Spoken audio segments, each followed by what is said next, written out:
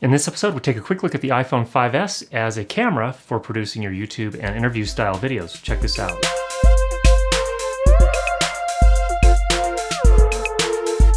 In our last episode, we looked at using a very inexpensive camera to shoot your videos for interview style or for YouTube or whatever it is you're doing.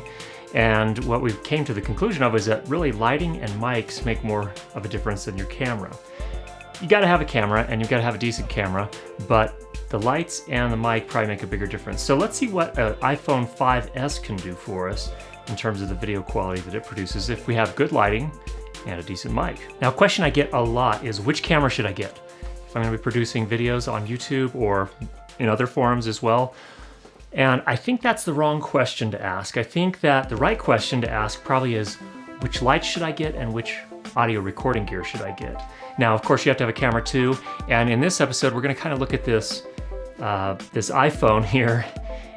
And it seems like they've come a long way, and it's time to take another look here and see if this is good enough for the types of videos that you're trying to produce. Now, just to give some background, reviews are only useful insofar as they answer questions that really kind of relate to your context. And in my context, the types of videos I'm typically doing are gonna be talking head videos like this or interview style videos. So that's kind of the direction I'm coming from. I do other types of shooting, but not nearly as much, and so that's really kind of my bias, so needed to throw that out there. If the type of shooting you do is different than this, these findings, or my opinion here, probably don't matter as much to you, so just keep that in mind.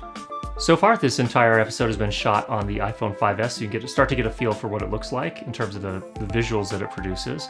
So if you're just shooting in fairly low contrast lighting like this, it seems to do pretty well.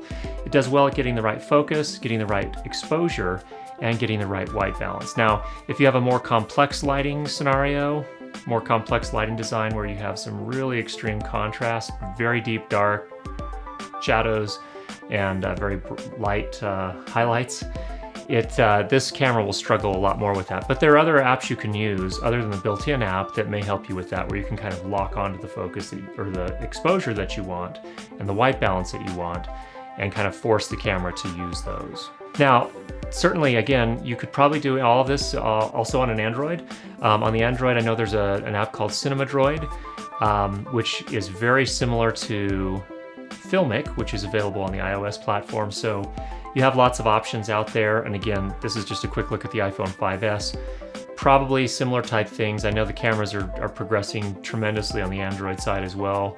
The iPhone 5S camera is really where Apple's really seem to be pretty thoughtful about what they put into the camera, and instead of just cramming more pixels in there, they're actually making them a little bit larger to do a little bit better in low light situations than typically you'll get on a very small sensor camera. Definitely found also that if you are going to be kind of moving around and hand holding your camera, that the in-camera stabilization with the Apple camera app does pretty well. It's not awesome. I mean, you can't go running down the street and expect it to be perfectly smooth, but if you're hand holding and just standing in one place and moving around, it seems to me like you can get a pretty good image. Now, you will notice here that as I move it around that it is changing the exposure settings, so there is some of that to contend with. And then here's another example where I actually used Filmic, a different app, and was able to lock the exposure into the sky, so I've got everything else very low key, and then lock it into the sky.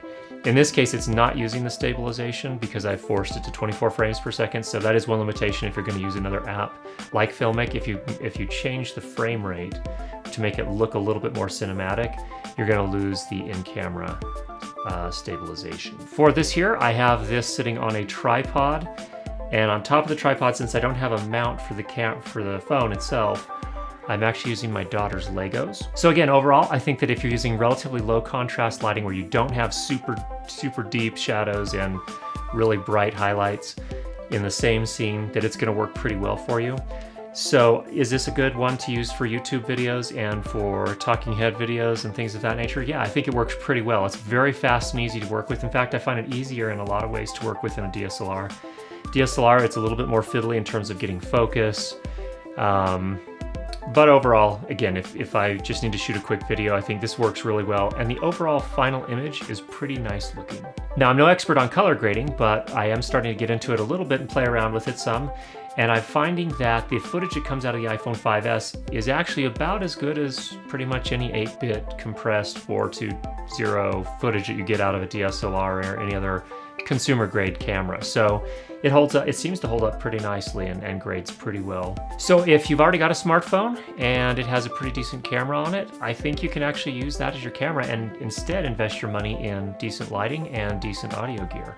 And I think overall the videos that you'll be able to produce will be quite impressive. Again, this is just my opinion, so I hope you found that helpful. Again, I hope you understand the context I'm coming from. My opinions don't apply to everybody. Definitely it depends on what you're doing. But I think that the iPhone 5S is good enough for a lot of YouTube style videos. So hope you found that helpful. Thanks for checking out the show. If you haven't subscribed already, go ahead and do that, and we'll talk to you again soon.